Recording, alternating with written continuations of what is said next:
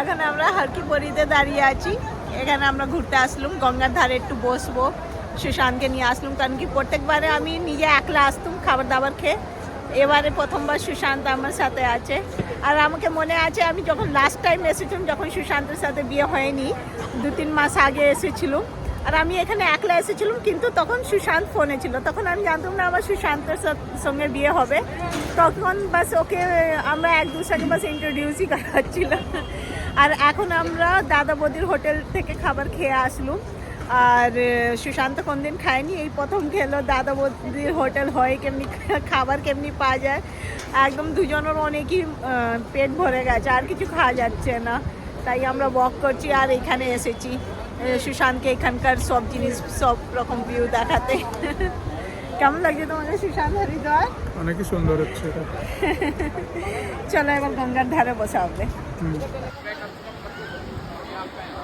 আজকে জলের অনেকই শখ। আমি তো পড়েই গেছি স্লিপ খেয়ে আজকে। আমি না, বাবুও স্লিপ খেয়েছে। বাবুর পায়ে চোট লেগেছে, কেটে গেছে। সিঁড়িতেই স্লিপ খেয়ে সব কিছু করলো, সুইমিং করলো, যাই সিঁড়ির দিকে এসেছে আর পা স্লিপ করে গেছে। আর বাবুর পায়ে চোট লেগেছে, এখন শুয়ে আছে, আরাম করছে, ব্যথা হচ্ছে। ওষুধ দেওয়া হয়েছে।